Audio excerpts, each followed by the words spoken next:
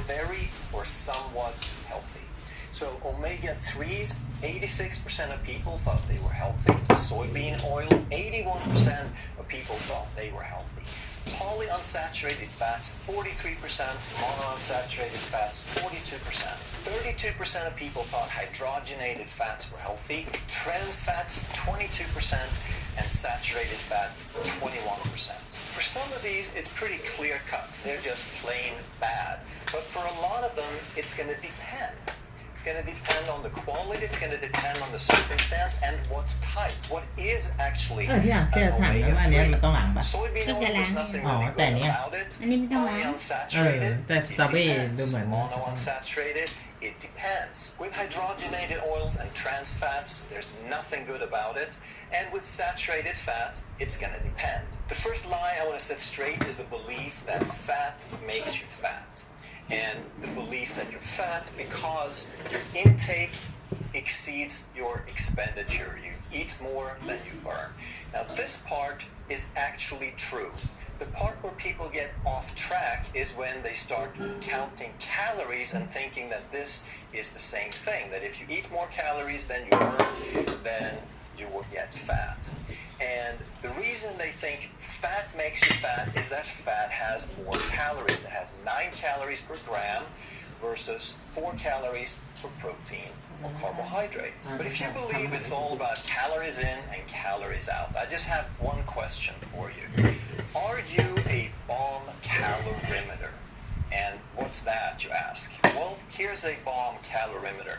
That is a closed system that they use to burn things and then measure as a result of that combustion.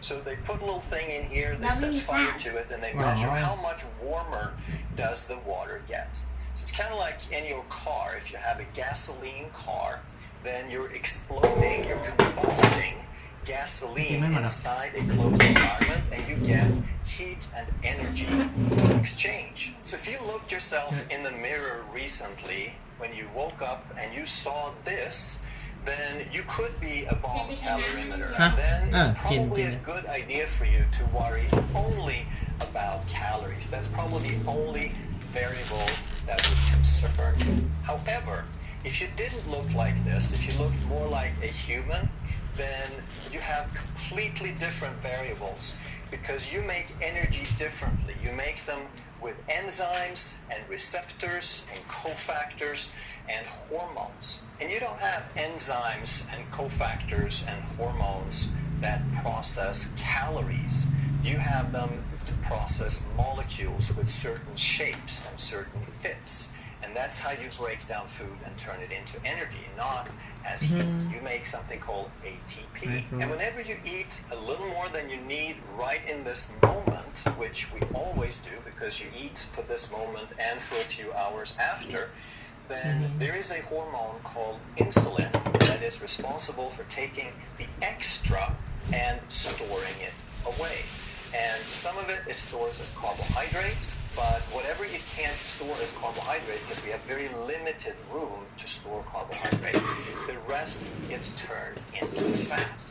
And that's called lipogenesis. And insulin is a hormone that promotes turning carbohydrate into fat and storing it. So it promotes lipogenesis. But it also works the other way in that it prevents breaking down. So when we have high levels of insulin, then the fat that we stored previously, we have less access to it. It's not as readily available to us to make energy. Now, if we're metabolically healthy, then insulin rises to store it and insulin falls so that we can retrieve it. But if we are insulin resistant, if we have made a lot of insulin for a long time, now insulin is high to store it, but then it stays high so we can't retrieve it. And therefore, chronically high levels of insulin and insulin resistant promotes hunger. It increases hunger. So therefore, insulin and insulin resistance promotes overeating. So it is absolutely true that if you are overweight, you overate. But the question is, why did that happen? It's not because you were gluttonous and slothful and have poor character,นี่ it's ก็ใส่ because น้ำ you แล้วเหรอ ate the wrong thing that unbalanced your system and created insulin resistance, and now that insulin causes you to continue overeating. So the trick is to bring this insulin down. And how do we do that? Well, first of all, we have to understand what types of food promote insulin. And just as a very simple explanation, we could say that carbs would create this much insulin. If we put a number on it, it would be like 100. If we have protein, then it would create this much, and we could say that it would be like teens.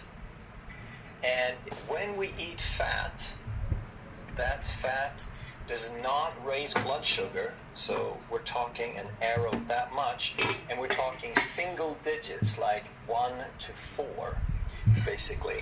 So the fallacy that fat makes you fat completely ignores the mechanism that humans use to break down and store energy.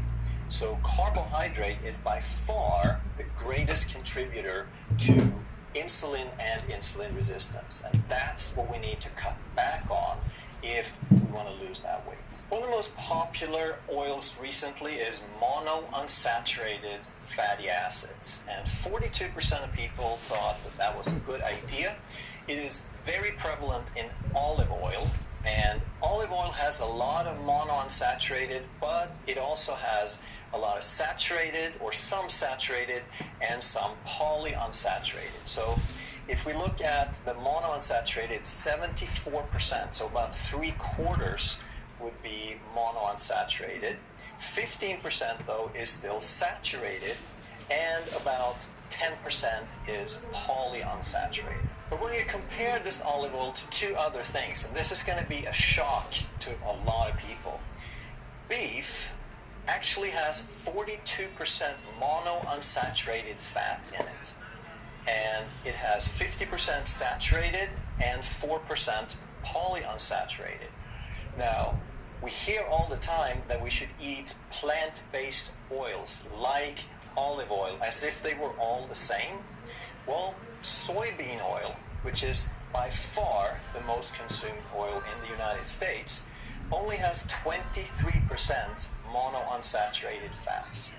It has 15% saturated and 57% polyunsaturated fats. So if we look at this, now we see that beef is actually much closer in character to olive oil, with a relatively high monounsaturated and very low polyunsaturated than what soybean oil is to olive oil. Now think about this for a second.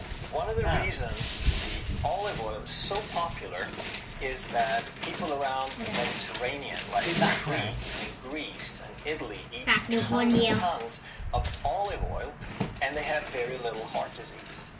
In the US, however, we eat almost all soybean oil. So in the US, we eat about 35 to 40 liters of soybean oil per person, and about half to 1 liter of olive oil, and we have tons of heart disease and metabolic disease. In Greece, they do the opposite. They have about 30 to 35 liters of olive oil and virtually no soybean oil. And yet we keep hearing that polyunsaturated fats are so good for us, and we should limit fat, but the fat that we do eat should be polyunsaturated, and it's so much better for us. Don't believe that lie. Have you ever wondered why fats are solid or liquid? Well, we're going to talk about that, and I'm going to give you a little bit of detail, but no more than what you need to really get this. And it's super interesting because it's all about the shape that gives the fat their different properties. So a saturated fatty acid starts off with a chain of carbons, and most fats are going to have 16 to 18 carbons in the chain. I'm only drawing 5 here to save space and give you better detail.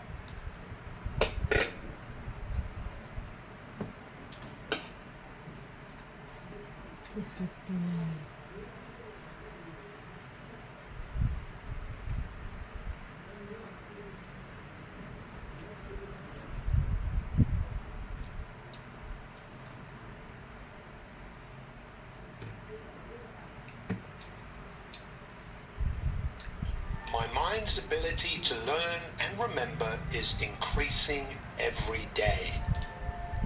I have a sharp mind. I have a winner's mindset and I love accomplishing my goals. I am advancing to new levels by learning more each day. I radiate positive energy. I am a gifted student and I can achieve anything. I have self-respect and dignity. I am kind and courteous to all people. I strive to be my best every day. I am advancing to new levels by learning more each day. It is possible for me to achieve all my goals because my true potential is limitless. I love gaining knowledge which helps me in growing to my full potential. I have a sharp mind that makes me a very good student. I am a very quick learner.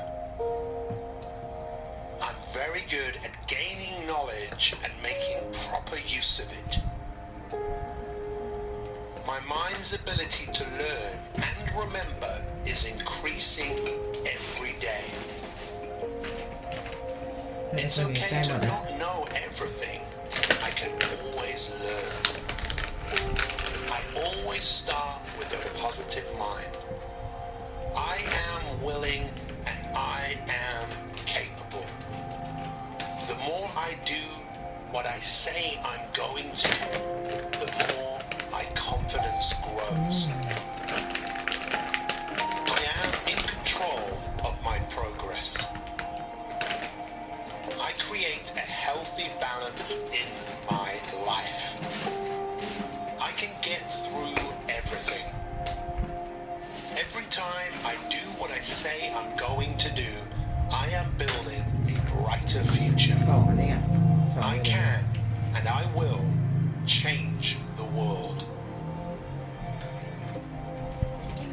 I will win at what I put my mind to. I know that anything is possible. I will continue to expand my mind. Nothing can stop me from living the life of my dreams. I am a beautiful person. I matter. I am strong. I am genuine. I can do anything I put my mind to. I've got this. I'm a beautiful person. I matter. I am strong. I am genuine. I can do anything I put my mind to. I've got this. I choose healthy ways to deal with stress. I'm only human, and I know I will make mistakes, but I will learn from my mistakes. All my mistakes are opportunities to retake and do things better next time. I know that a path with no obstacles doesn't go anywhere. I know that obstacles are not in the way, they are the way. The path to my success is always under my control. Success is not final and failure is not fatal. It's the courage to persevere that counts in the end. I am blessed to live this life that I have created. Every day, in every way, I am improving in some way. I love and approve of myself. I know that when I do what I say I'm going to do, my confidence increases. I know that my power is in my ability to just get started.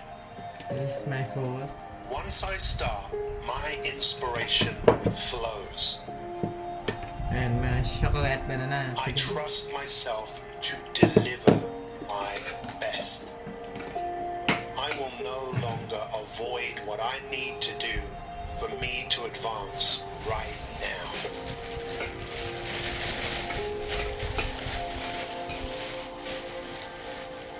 I am building a strong relationship with the person who I am committed to becoming.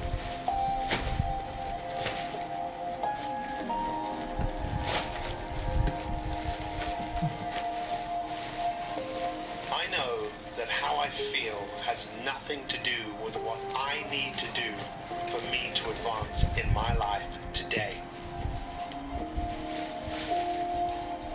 I am 100% committed to being the person that I want to be. I am determined. I am responsible. I have what it takes to advance. I believe in my future self, and I am prepared to do whatever is necessary to be my very, very best. I know that my future is unwritten, and I know that I have the power to change. อ้าวเฮ้ยอะไรเนี่ยโอ้ I โห am พอให้พวกนั้น positive มันเข้าไป and I นะ am hopeful. เออ I know that there is a gap between where I am and where I want to be. My trust in myself is building every single time I do what I say I'm going to do. ตกใจหมด I know my most valuable asset is my ability to focus and not give in to distraction. My mind's ability to learn and remember is increasing every day. I have a sharp mind. I have a winner's mindset and I love accomplishing my goals. เออต้มมาอยู่ I am advancing to new levels by learning more each day. I radiate positive energy. อันนี้ก็น่าจะต้องทิ้งไปนะ I am a gifted student and I can achieve anything. เมื่อไหร่ I have self-respect and dignity. I am kind and courteous to all people. I strive to be my best every day. I am เดี๋ยว advancing อันนั้นต้อง to ฝากเธ new อ levels by learning more each day. It is possible for me.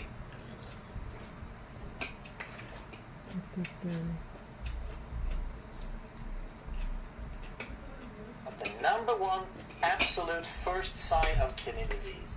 And it's probably not what you think, because every time I hear someone talk about the first sign or the early signs, then they're usually talking about signs and symptoms related to severe kidney disease or even end-stage kidney disease. The kidney is so much more than just a filter. It eliminates waste products in the body, it gets rid of excess fluids, but it also regulates a lot of important things like pH, which has to do with acid-base balance. It's super important that the blood is a very, very specific pH. It regulates our electrolytes like sodium, potassium, magnesium, calcium, and so forth. It regulates the production of red blood cells. So if there's not enough oxygen in the blood, the kidneys tell the bone marrow to make more red blood cells and carry more oxygen. And by regulating electrolytes and getting rid of excess fluid, kidneys also is the primary regulator of blood pressure. So the heart pumps about 5 liters of blood. ไอ้น้ำน่าจะร้อนอ่ะมันอะไรเดี๋ยวมันเทนน่าจะร้อน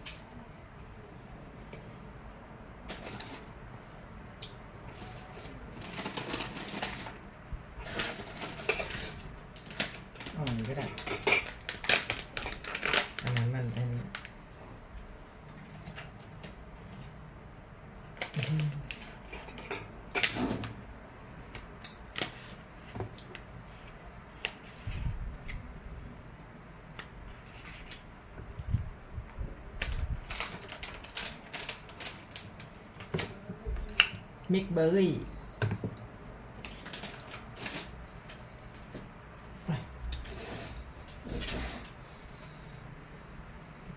นี่ไงมิกเบอร์รี่ดินเนอร์แชร์ดินเนอร์วิชไมเคิลเฟนน่าจะร้อนอยู่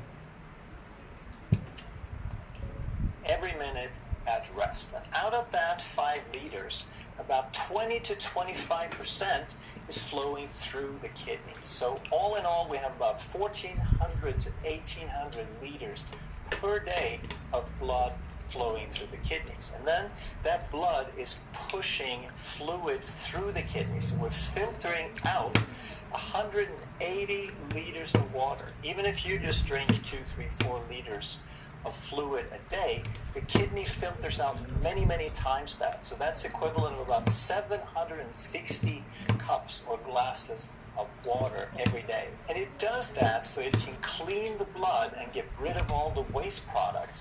But that also means that it has to reabsorb things. So it reabsorbs more than 99% of all that water that is pushed out.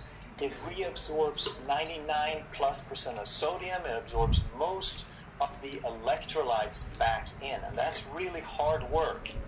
It reabsorbs 100% of the glucose.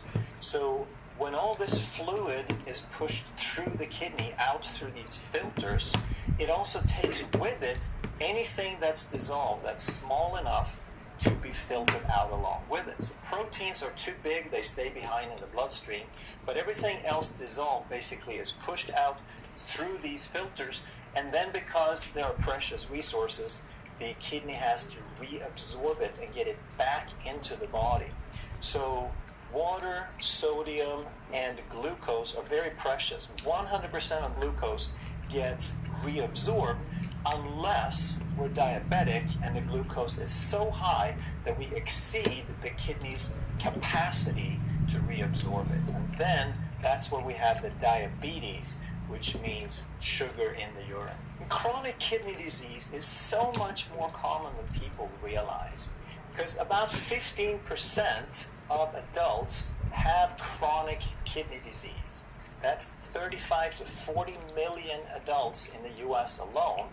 But the problem is that 90% of those people don't know they have it because they don't know how to read the blood work, and there are basically no signs and symptoms associated with this. And as we age, 38% of people over 65 have chronic kidney disease. But the worst part is that there's so few symptoms with kidney disease until they ultimately fail that even the people who have severe kidney disease don't know about it. 40% of people with severe disease don't know they have it. So even though there are signs and symptoms associated with it, you don't want to wait for those because they usually indicate very severe disease by the time that you notice the symptoms. So most of the things in the list here are usually called early signs, but they're actually very, very late signs. So let's talk about these early versus late signs. So the first 3 on this list here are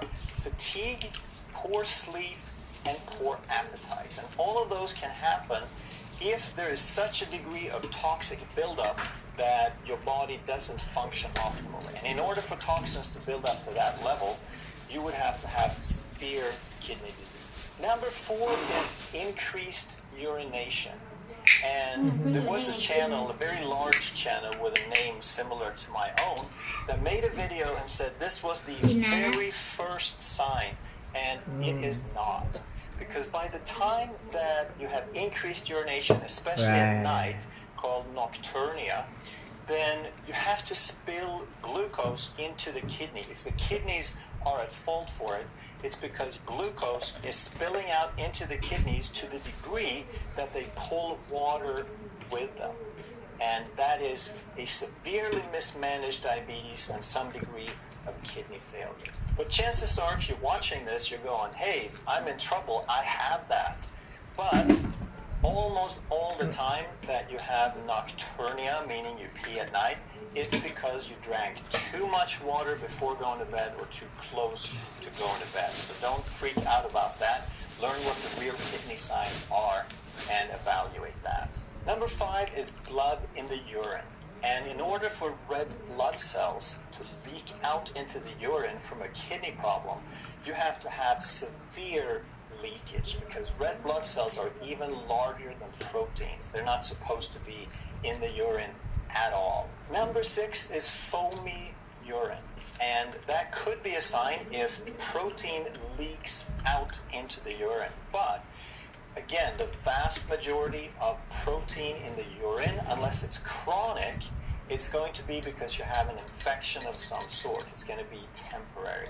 And that also can produce some degree of foamy or even smelly urine if you have a bacterial infection or something. So again, don't freak out about that. It's very common.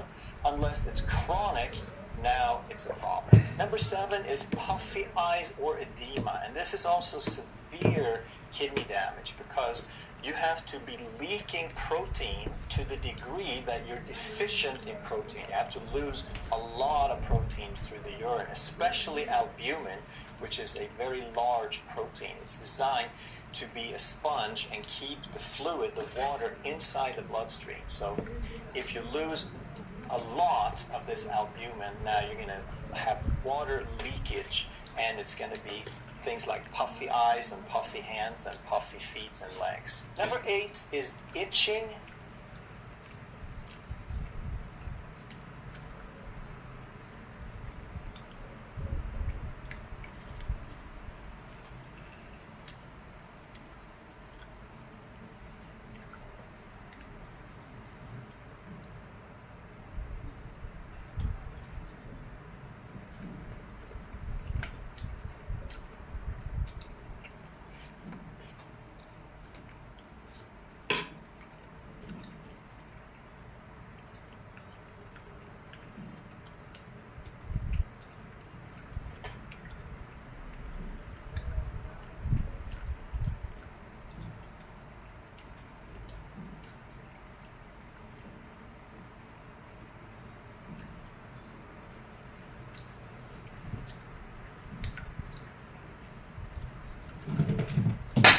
Good.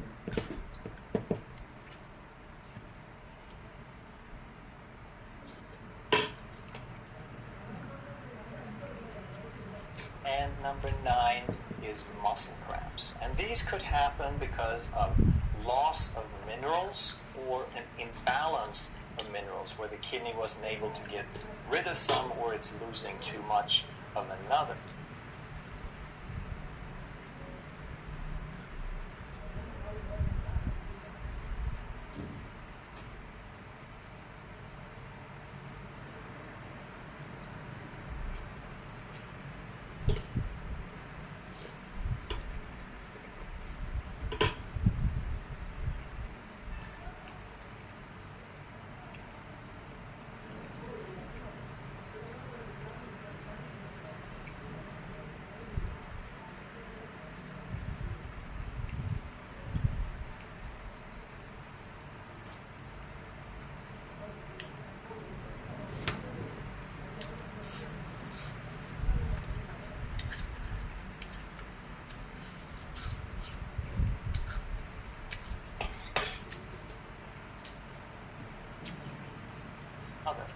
But if the kidney is responsible for this directly, the kidney would have to be severely damaged.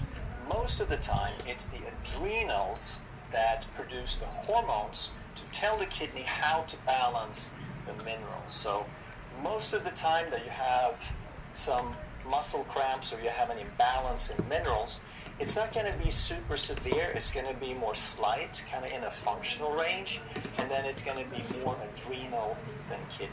So in fact, everything on this list is pretty late stage rather than early. But if that's so, then what is the early signs? So let's see what the experts have to say, the physiologists. So this is from the American Journal of Physiology, and this is a paper on kidney or renal physiology. So this paper is called Insulin Resistance in Chronic Kidney Disease. And what they have to say about it is that insulin resistant is an early metabolic alteration in those with chronic kidney disease. And not only that, but the insulin resistant is apparent even while the kidney filtration is normal. So in other words, the insulin resistance is there first, but also that the insulin resistant is almost universal, almost 100% in the people who reach end-stage kidney failure. Now that's not very surprising because the causes for chronic kidney disease are very well established. And the number one cause, bar none, is diabetes, especially type 2 diabetes with insulin resistance. And number 2 on the list is chronic high blood pressure. And of course, diabetes is the number one cause for chronic high blood pressure. So that's, again, basically a single cause.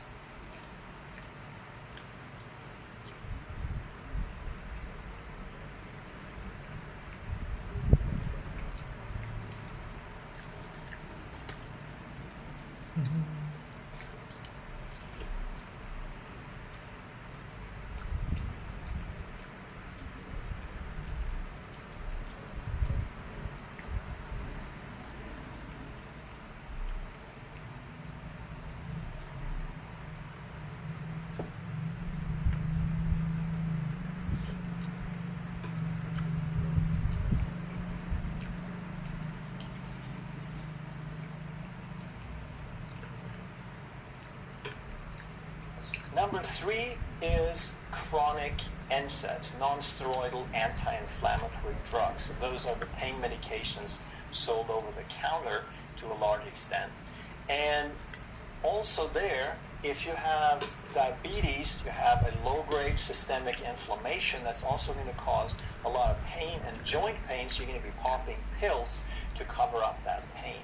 But also on this list are autoimmunity and chronic inflammatory systemic conditions like lupus, for example, that very often attack tissues like kidneys. Now, what I want you to know is most of this list is preventable and reversible. So diabetes and chronic high blood pressure, they're in the high 90s, 95, 98% reversible if we just know how it works and do something about it. Chronic pain could have many causes, but a lot of that would go away if you handle your metabolic conditions. Autoimmune diseases are a little trickier, but they also have a lot to do with inflammation and GI health and food choices. So even though you can't eliminate all of that, you can make tremendous progress by learning how it works and living better. But what if you already have some kidney damage? What if you run some blood tests and your numbers don't look so great? Well, it depends on how far gone it is, but in many, many cases, there's still time to do something about it and improve it. And in my clinic, there are some supplements from Standard Process that are very, very powerful. They're the best on the market that we have found. And those are called Rena Food, Arginex, and Renatrophin PMG. So we'll put some links down below where you can learn more about those. So if the signs and symptoms on that long list were all late stage, then obviously we want to catch it before it gets to that point. And if insulin resistance and type 2 diabetes are the primary causes, then we want to figure out how to catch that early. And the best and simplest test for that is the HOMA-IR. There are other tests where you can spend a half a day and hundreds or even thousands of dollars, and you might get a little bit more precision and reliability. But if you just want a basic screening for $20 as an add-on to a test, then HOMA-IR is a fantastic and simple way. So all you do is take the glucose times the insulin. And most blood tests are already going to include glucose, so you just need to add on insulin, and we can typically do that for about $20. Then, if you're measuring in milligrams per deciliter, then your glucose is going to be in the 80 to 100 or 100 plus range. Then you divide by a constant of 405, and that's to get a very healthy, very insulin sensitive person to a value around 1. So a good range is anywhere from 0.5 to 1.5. Then you are very insulin sensitive to quite insulin sensitive. And then if you measure in millimoles per liter, then all you do is you take the same multiplication, but you take your glucose in millimoles and you divide by 22.5 instead, and the number is still going to come out the same. The ratio is going to be the same. And why is this so much more powerful than measuring glucose alone? I've done this illustration a few times, but if you've seen it, then watch it again so that you can really get it well enough to explain it to other people. So if we start off with a certain amount of glucose and we are insulin sensitive, then it's just going to take a small amount of insulin to handle that glucose. But then if we eat a standard American diet with processed foods and high carbs, then a few years later, we might be looking like this. So what's happened here is that glucose stays the same. Glucose is a controlled variable. It is very, very important for the body to keep the glucose the same. That's the whole purpose of blood sugar regulation. The body has a built-in defense against high blood sugar, and that defense is called insulin. So if insulin rises to keep that glucose under control, it means the cells are starting to resist the glucose, so it takes more insulin to push the glucose in. So now we are already starting to become moderately or slightly insulin resistant, but the glucose hasn't changed. And then another 5 years later, we check it again, and the glucose is still in a normal range, plus minus a couple of points, but instead now the insulin has gotten even higher, and we are now becoming severely or significantly insulin resistant. And we are just a matter of time before we're in prediabetes or diabetes. And then finally, when the body fails, when the body cannot produce enough insulin, when the cells are so resistant that basically no matter how much insulin we put out there, they don't want the sugar, now is the first time that that glucose starts going up. And by now, we typically have an insulin level, something like that. So what I want you to notice here is that the glucose rises like this. That it might take 15, 20 years for the glucose to respond, whereas if we instead measure the insulin, we are getting a true measurement of the degree of insulin resistance. And when they have checked the HOMA-IR against these gold standard, these expensive lab tests, there's a very good agreement in terms of insulin resistance between these gold standards and the HOMA-IR. So it is a very good test, and you can catch things long before you get into type 2 diabetes. So here is your number one absolute first sign of kidney disease, and it is when the insulin starts going up. That is true prevention. That is how you catch it, because if you don't, this will lead to kidney disease. So let's take another look at the Journal of Physiology. And here they're saying in a study where people had chronic kidney disease to some degree, meaning that their filtration rate had suffered and dropped below 60 milliliters per minute. So we don't know what degree, but they had some degree of kidney compromise. And these people were not diabetic, meaning they still had normal blood glucose, meaning they were somewhere on this flat portion of the glucose line. However, these people, when they checked the HOMA-IR, the insulin resistance against the kidney filtration, they found that as the HOMA-IR went up,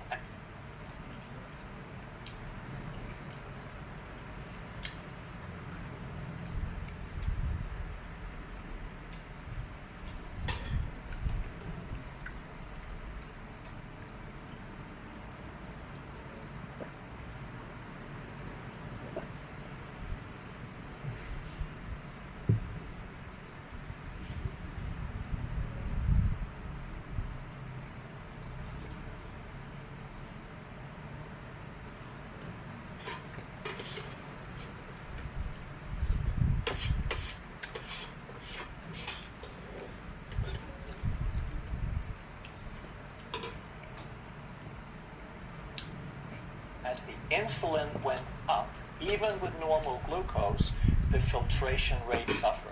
They were inversely related.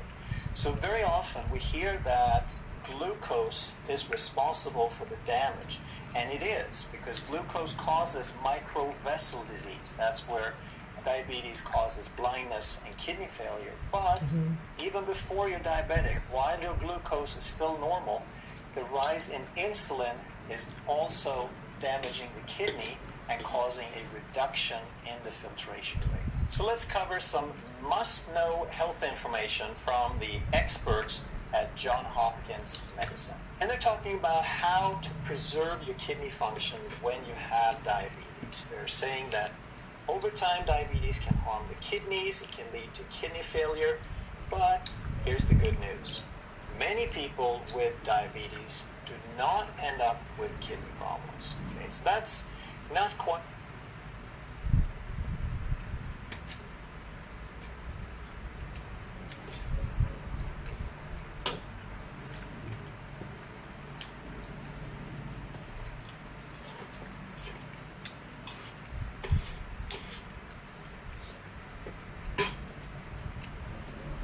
The good news, I was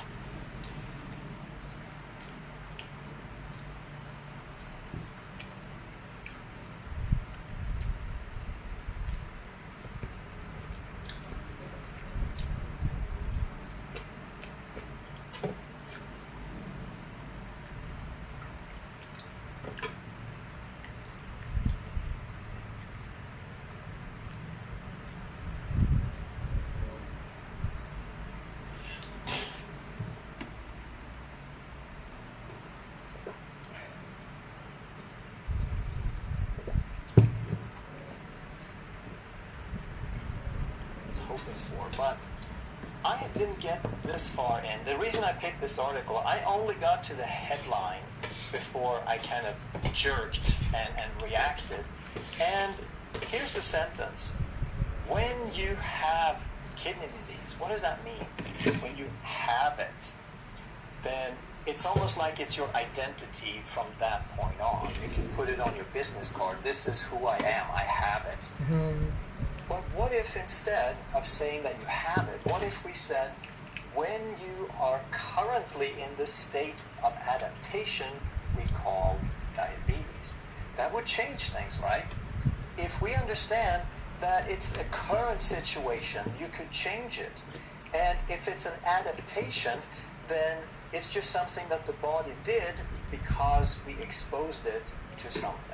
Now, let's have a little fun with this. And let's say that you live in a world where kidney disease is not caused by diabetes, but instead it's caused by dirty floors. And I just picked the dumbest thing I could think of, just to illustrate something for you. So now, kidney disease is caused by dirty floors. Now this article instead reads, preserving kidney function when you have dirty floors. And then they talk about how dirty floors can harm the kidneys. This can lead to kidney failure. But here's the good news. Many people with dirty floors do not end up with kidney problems. And then the rest of the article, they go on to describe the solutions, which they can give you medication where they dull the pain from looking at the dirty floors. And they can give you special glasses that filter out everything below knee level so you don't see the dirty floors. And you can do all these different things. You can have prisms, or you can go into therapy where they talk to you about the dirty floors so that they don't cause kidney disease.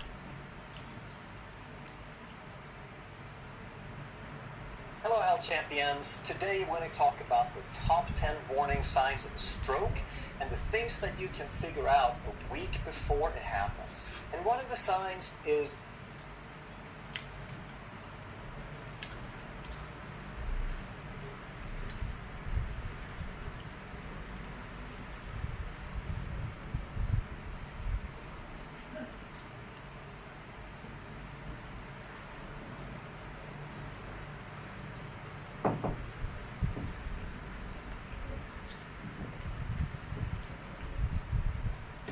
one one of the signs is loss of consciousness. So how would that come about? That seems pretty drastic.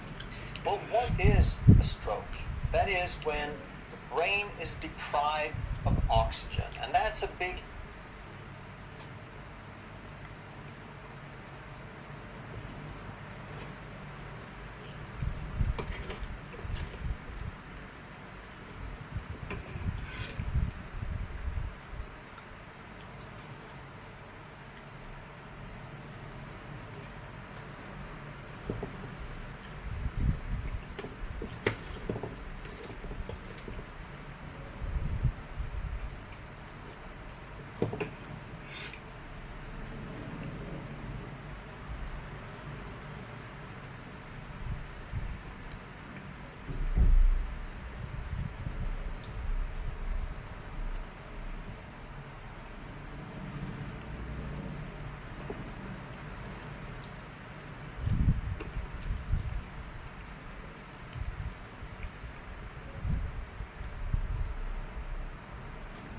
Hello, health champions. Today we're going to talk about the top 10 foods that can help heal a kidney. And the very first, we need to clear up some confusion, because usually they just talk about a kidney diet as if that was just one thing. But it makes all the difference. What stage of kidney disease do you have? What are we trying to do here? Because the standard recommendation, what they call a kidney diet, that's about restricting certain things, that is not about healing at all. It has nothing to do with it. What they're talking about is to minimize the consequences in advanced cases, because the kidney isn't working, so we have to limit certain things so the toxins don't build up too fast. And when we're talking about healing recommendations, when we're actually trying to fix a kidney and restore it back to normal, now we're talking about something completely different. When they classify kidney disease, they divide it into different stages, from 1 to 5, where stage 3 also has an A and a B. And the diagnosis is based on something called creatinine. And the kidneys, as you may know, filters out hundreds of liters of water every day. And with that water follows basically everything that's dissolved, everything except really large particles like red blood cells and proteins. So sodium and glucose and creatinine all filters out when you're not diabetic. Sodium filters out with the water.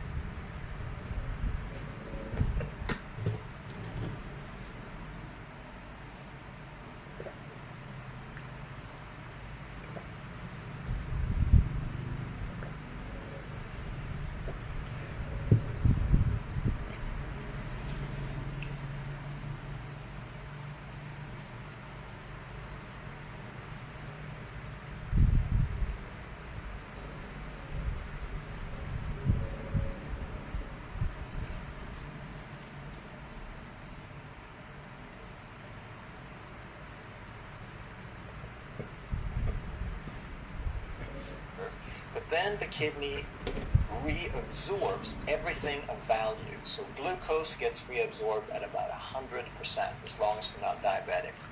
Sodium gets absorbed over 99%, but creatinine gets reabsorbed at 0. So if creatinine rises, that means that the kidney is not flowing very well. There's not enough fluid going out through the kidney. And this is measured in milliliters per minute, and it's called estimated glomerular filtration rate. So they estimate that based on the level of creatinine. And if you're filtering 90 milliliters or more, that means you're either completely normal, or it means that you have some sort of kidney problem in stage 1 that's not related to the filtration volume. It could be that they run a urinalysis and there is protein in the urine or something like that, something different than filtration rate. If you are filtering more than 60 but less than 90, you're called stage 2. And kind of ironically, this is called normal on a blood test. So you could be stage 1 or stage 2, and you're still in the normal range for most blood tests, because they don't cut it off until 60. The next one goes to 45, that's stage 3A, and then we are down to 30 milliliters with 3B.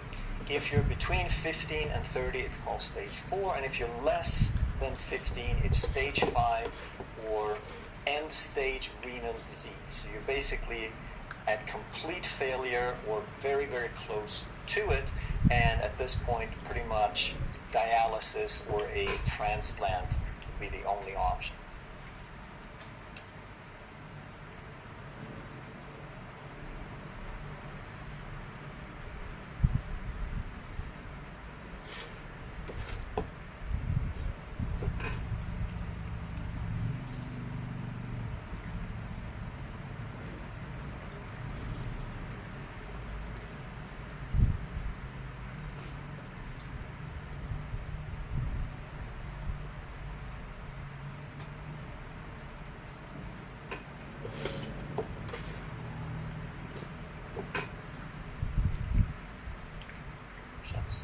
Now, on average, about 15% of the population has some sort of kidney compromise where they fit into one of these stages. So that's about 1 in 7 in the world.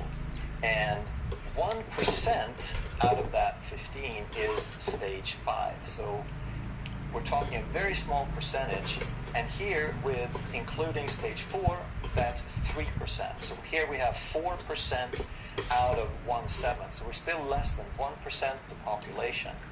And these are the ones that really need to be careful. These need to follow the guidelines very, very strictly and avoid all sorts of things.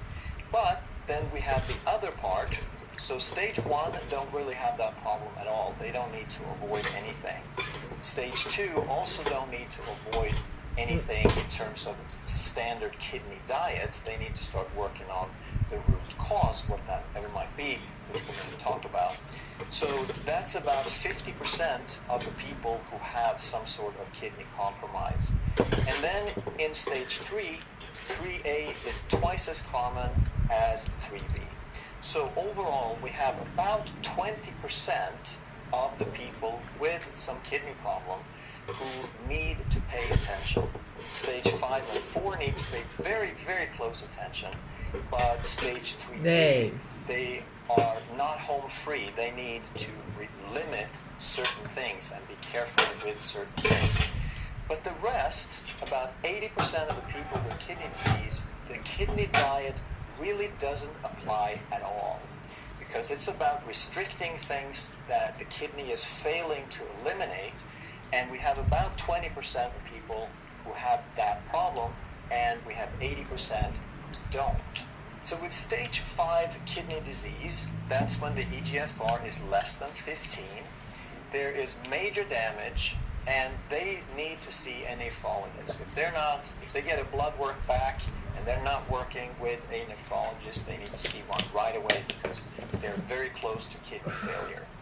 And this is the most extreme version of limiting things. So they need to limit basically everything: sodium, potassium, phosphorus, also nitrogen, which means protein. Nitrogen is the byproduct of protein. And they might even need to limit water, because if the kidney is filtering that poorly, then you have to be careful with almost everything that you put in your body. So do these cause chronic kidney disease? And this is the huge confusion. Just because a person with kidney failure needed to avoid these does not mean that they are the cause. Instead, these are resources. We need minerals, we need protein, we need water when we're healthy to avoid getting it. And if we have a mild case, we need these to reverse it. So we have to be very, very clear, because so often we make the mistake of saying, if we have to limit these when the kidney is damaged, then they must be the cause. And nothing could be further from the truth.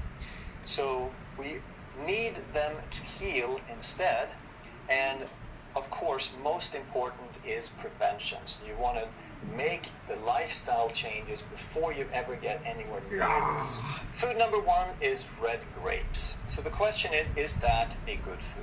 I got a list of 25 foods that are very often recommended for kidney patients. So we're going to go บ๊าย through บาย it บ๊ายบาย and figure out if they are indeed good foods. Thank you for watching me So the reason they gave for this one was that it has antioxidants and